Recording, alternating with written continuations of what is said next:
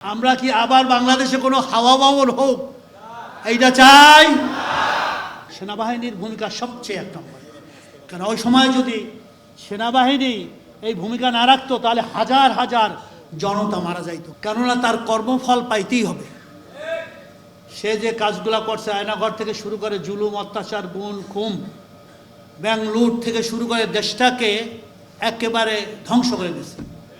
আসলে সে 15ই আগস্টের তার পিতামাতা সহ তার পরিবার যে এখানে হত্যা হয়েছে, ওইটারই সে প্রতিশোধ নেওয়ার জন্য আসছিল। সে প্রতিশোধ দিয়েছে কীভাবে? এই দেশকে অর্থনৈতিকভাবে পঙ্গু করে দিছে, এ দেশকে লুট করে ধ্বংস করে দিছে, এ দেশকে সুদ এবং ঘুষ দুর্নীতির মাধ্যমে রন্দে রন্দে দেশের আমলা থেকে শুরু করে, রাজনীতিবিদ থেকে শুরু করে, দেশের এই আলেম নামদারিদেরকে শুরু করে, বাইতুল মুকাররমের খতিব থেকে শুরু করে সব জায়গায় সে তার আওয়ামী লীগের গুন্ডা পান্ডাগুলোকে বসাই দিয়েছে।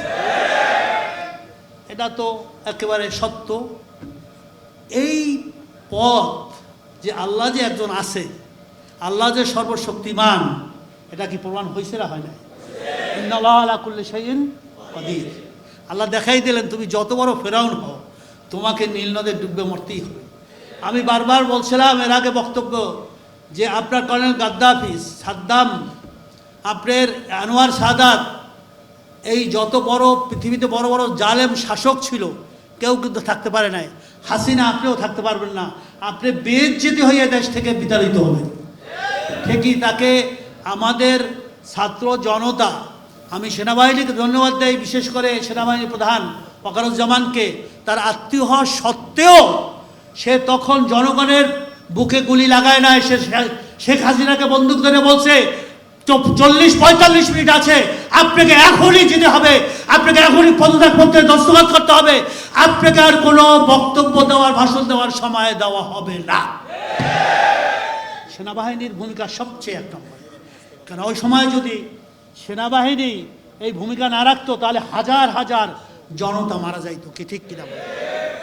এজন্য এই দেশ এখন ডক্টর মোহাম্মদ ইউনূসের নেতৃত্বে অন্তর্বর্তীকালীন সরকারের এখন প্রায় 1.5 মাস হয়ে গেছে, সংস্কার চলছে। ইতিমধ্যে আমাদের সেনাবাহিনী প্রধান বলেছেন 18 মাসের মধ্যেই সে রয়টারের কাছে যে সাক্ষাৎকার দিয়েছেন, তিনি নির্বাচন আয়োজন করবেন। কিন্তু নির্বাচনের পরিবেশ হতে হবে। নির্বাচনের পরিবেশ আছে? আমরা কি আবার এই স্বৈরা শাসক ফেসিবাদ হাসিনার থেকে সে বিদায় নেছে, লাঞ্ছিত হয়েছে, আবার কোনো ফেসিবাদ বা কোনো স্বৈরাচার আসুক? আপনারা কি চান? আমরা কি আবার বাংলাদেশে কোনো হাওয়া বাবর হোক এইটা চাই? টাইলক্স, যার অ্যান্টিব্যাকটেরিয়াল এজেন্ট টয়লেটের কোনায় কোনায় পৌঁছে 99% জীবাণু ধ্বংস করে। টাইলক্স টয়লেট ক্লিনার, ক্লিন মানেই টাইলক্স। এই হাওয়া বাবর হইতে দেওয়া যাবে না। আমরা দেখতেছি বিভিন্ন জায়গায় যে চাঁদাবাজি শুরু হয়েছে, হাত বদল। আমাদের এই যে শ্যামপুর কদমতলী, আমি যেখানে প্রার্থী 2 বছরই করছি, নির্বাচন করছি, ওখানে সব লোকেরা বলতেছে যে আবার বিএনপির গুন্ডা পান্ডারা, সেখানে ওই যে বিএনপির প্রাক্তন এমপি সালাউদ্দিনের ছেলে রণবীর, এরা সব এখন দোকান, রাস্তা ঘাট, মিল, কলকারখানা সব জায়গা থেকে তারা এখন বিএনপি চাঁদাবাজি করতেছে সব জায়গায় বাংলাদেশে। কি আপনারা কি বলেন? আপনাদের এলাকায় কি অবস্থা? বিএনপি চাঁদাবাজি করতেছে না? এক জালেম স্বৈরাচারকে বিদায় দিয়ে আমরা আর এক জালেম স্বৈরাচারকে আনতে চাই না, দেব না ইনশাআল্লাহ। এই জন্য ইসলামী আন্দোলনের বিকল্প নাই। প্রয়োজনে আমাদের ঐক্যবদ্ধ হতে হবে। যারা ইসলামপন্থী, ছোট বড় যে টুকটাক ভুল ভ্রান্তি আছে, আমাদের ভিতরে মতবাদ আছে, এগুলাকে দূর করে আমাদের এক কাতারে আসতেই হবে। ওয়াতাসিবু বিহাবলিল্লাহি জামিআও ওয়ালা তাফাররাকু। কালকার এক বড় বুদ্ধিজীবী বলতেছে এক সাক্ষাৎকারে যে সমস্ত বামপন্থী, রামপন্থী যত আছে সবাই কিন্তু এক টেবিলে বসে, এক জায়গায় তারা হতে পারে, কিন্তু এই দেশের আলেমরা এক জায়গায় হইতে পারে না। সে কিন্তু একজন জেনারেল শিক্ষিত লোক, সে বলতেছিল যে আলেমরা এক জায়গায় হইতে পারে না। কিন্তু আমরা চাই যে না, ছোটো মোটো যত কিছু ভুল ভ্রান্তি আছে বা আমাদের ভিতরে যা কিছু আছে, এগুলো আমরা বসি, আলোচনা করি, করে আমরা একটা ইসলামী শাসন, কোরআনী শাসন যে বাংলাদেশে হয়, এই জন্য আমাদের ঐক্যবদ্ধভাবে কাজ করতে হবে। এটাকে আপনারা সবাই চান কি চান না? এই জন্য ঐক্যবদ্ধ হতে হবে কি হবে না?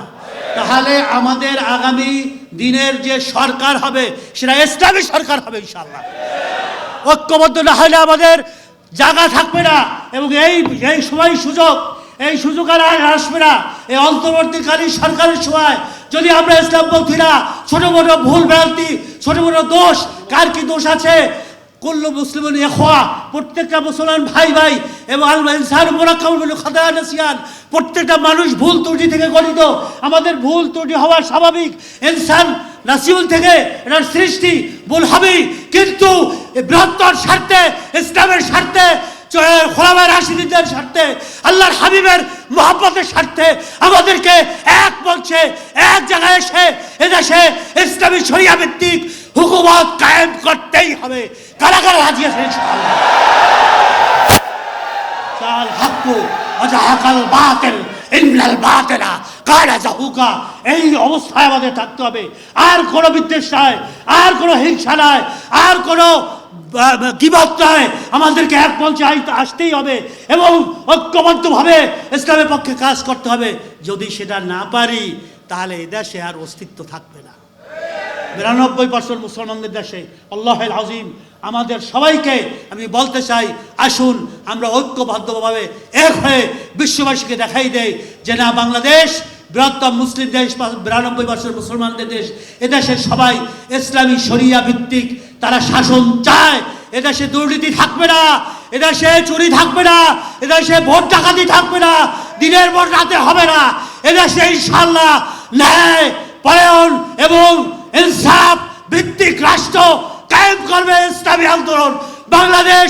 এই জন্য হাত পাকাকে এদেশের ঘরে ঘরে, এদেশের বাড়িতে বাড়িতে, এদেশের পাড়ায় মহল্লায় সব জায়গায় হাত পাকাকে ছড়াই দিতে হবে। কারা কারা রাজি আছে?